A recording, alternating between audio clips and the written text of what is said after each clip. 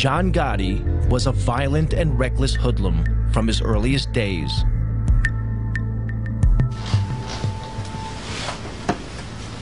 Henry Hill, a young gangster, was drinking in a bar when he first came across the teenage Gotti. All of a sudden, John comes in, that puts up work anyway, goes over to the card table and starts whacking the guy with a bat or something, maybe with a bat or a pipe or something. Just beating his head to death. He almost killed the guy. And he might have killed the guy, I don't know. The guy might have died, they might have thrown him in the trunk that night, I don't know. Gotti had broken an unwritten rule of the mob.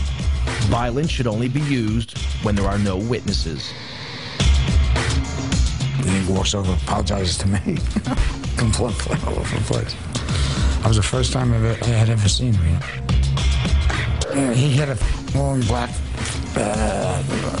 top coat, leather top coat. I mean, he just looked like a part of a gangster. It was clear Gotti feared no one.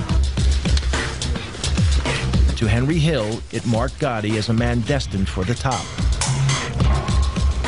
He was a man on the rise. He was, he had his own crew. You know he was going to be somebody.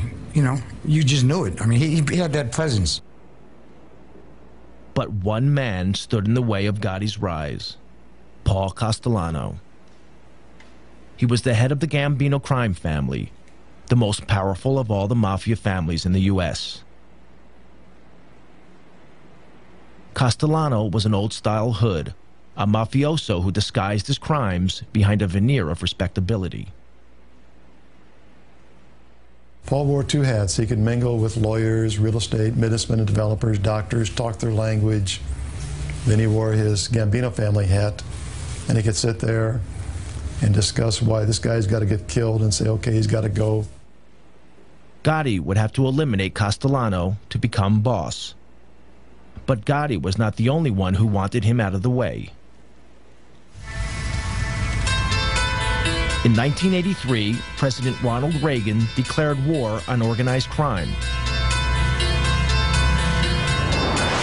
The target was the mafia's ruling body known as the Commission. On it sat Paul Castellano. Under America's tough anti-mafia RICO legislation, crime fighters could prosecute Castellano and the other bosses for running a criminal enterprise, if they could prove the Commission was meeting. The Commission was so secret, the only proof the FBI had was from 1957, when police raided an infamous mob gathering. Then, one morning in 1984, FBI agent Joe O'Brien received a call from a mole inside the mafia.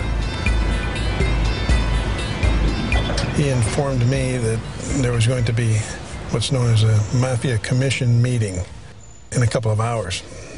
I didn't believe him, to be honest with you, because this was pretty much unheard of. These guys cannot afford to meet. That could be very incriminating to them. If the FBI could get a photograph of this meeting, it would help destroy the Commission.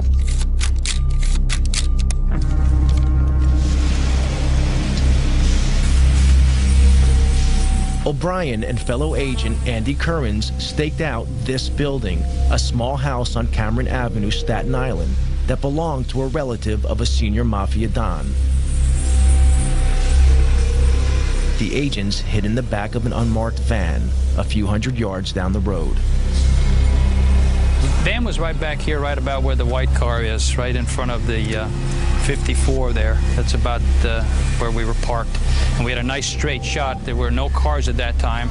We had a straight shot down the street to 34 Camera. So we sat there for 3 hours till about 4:30.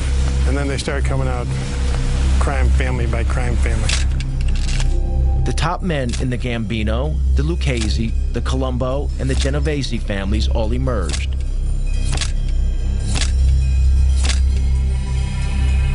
Then finally our long-awaited guest of honor, if you will, Paul Castellano came out. Castellano was the boss of bosses. It was like the king strutting out. You could almost envision a carpeted area. It was a real show of how the mob operates and mob protocol. It was very exciting. I don't know how Andy managed to keep the camera as still as he did. He used this shoulder right here as a tripod, and I just didn't breathe for the longest period of time.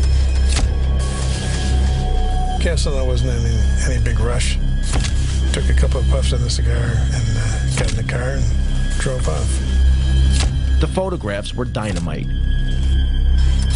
The FBI knew that such striking visual evidence was just the thing to put in front of a jury. In February 1985, the FBI seized all 5 members of the commission. Agents O'Brien and Currens arrested Castellano and drove him to FBI headquarters in Manhattan. Federal authorities at New York City and state law enforcement officials today announced one of the most important indictments of mafia bosses in this nation's history. In the car on the way to FBI headquarters, Castellano heard a radio news bulletin about the arrests. Charges of racketeering and extortion. The charges carry prison sentences of up to 20 years. From New York, NPR's Mike Schuster. It was the beginning of the end of Castellano's reign. Made their move late last night. Among those now facing federal racketeering and extortion charges are Paul Castellano, head of the Gambino family. The key to the investigation was an electronic bug. He turned to Joe, I remember, and he said, "Is that true? Is that true? You listened to my private conversations." Prosecutors say the recordings are of superb quality. You could almost hear him like groan. The agents thought Castellano was squirming because they had taped his criminal conversations. But Castellano realized they had also learned about his secret affair with his young Colombian maid. This was very embarrassing to him. It's a little embarrassing to us, too, for that matter. He's almost like a little boy now, confessing this, something that he did was bad. He's not talking about it was bad that I murdered people or had, on my authority, people were murdered. I'm embarrassed because I had this relationship with this young woman who was my maid, you know, right under my wife's nose. This was a revelation a Mafia Don could not afford. He'd broken one of Mafia's most sacred rules. It was okay to maim and murder, but not to publicly dishonor your wife. Castellano awaited trial where the photos would be key evidence.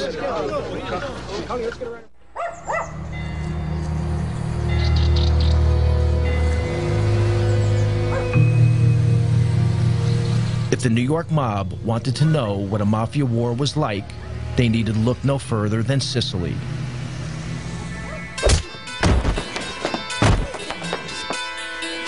Here, the mafia's boss was Toto Riina, an elusive, psychopathic killer from the town of Corleone.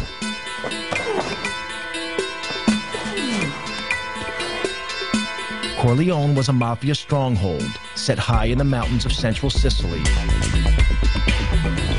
It was the place that gave its name to Marlon Brando's character in the film The Godfather. Riina's cruelty earned him the name The Beast. Corleone had an unenviable reputation as a place where only the toughest mafiosi were born and bred, as one local anti-mafia fighter remembers. I once met a Corleone mafia person, and he looked me straight in the eye and said, "Listen, to be a real man, you need to have spent a few years in jail." This is the philosophy of the Corleone mafia. For them, going to jail is like a baptism. A mafia member who hasn't been to jail isn't a real mafioso.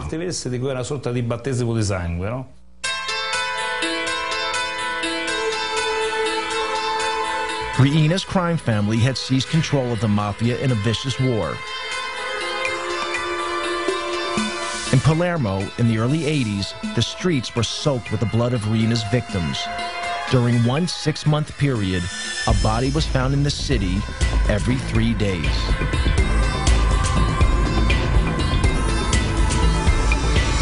Palermo's mayor was Leo Luca Orlando, elected to office promising to end such crimes. Even 20 years later, his courageous stand means he must have an armed guard 24 hours a day. Palermo was a city just living in silence and in dark. The way the citizens to avoid to be involved in these killings was to deny that the mafia does exist. Just to say, we don't see, we don't speak, we don't hear, it's not our problem, they kill each other, there's no risk for us. If we don't speak about the mafia, we will never be killed. The man leading the hunt for Riina was an investigating magistrate named Judge Giovanni Falcone. He had grown up in a rough area of Palermo, where some of his schoolboy friends later became mafiosi. Unlike them, he had chosen to fight for the law rather than against it. From his headquarters in Palermo's Palace of Justice, Falcone had been battling the mafia for over a decade.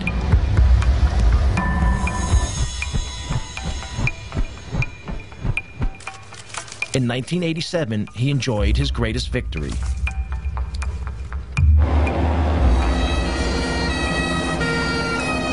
In the Maxi trial, over 300 mafiosi have been sent to prison, their sentences totaling almost 3,000 years. It was the most stunning blow the Sicilian mafia had ever received.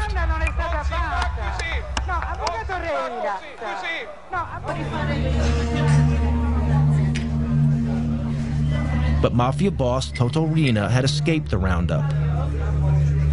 He remained free, running his criminal empire from an unknown hiding place.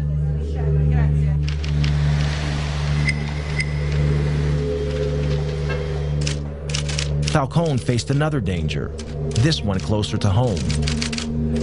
He had few friends at the Palace of Justice.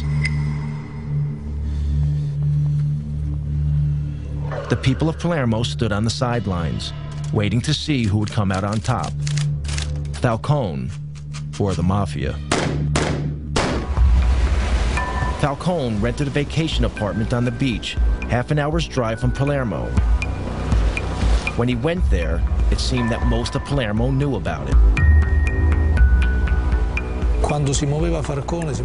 When Falcone was on the move, it was like a wedding party. There were lots of cars, even a helicopter in the sky above. So everyone knew that Falcone was at the beach house. Yet the ring of steel that protected Falcone made little difference to Riina. One afternoon in June 1989, Falcone relaxed by the beach. An inquisitive security guard noticed the sports bag by the house, seemingly forgotten in the rocks by the water's edge. When he peered inside the bag, he noticed electric wires connected to 58 sticks of plastic explosives.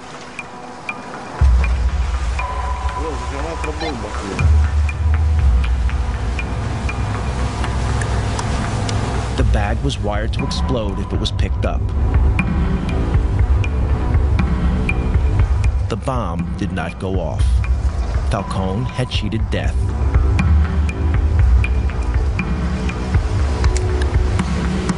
Soon after the assassination attempt, Falcone spoke to one of his closest friends in the fight against the mafia. He made a chilling prediction. Come lui diceva poi, when we were talking afterwards, he told me, my life's mapped out. It's my destiny to be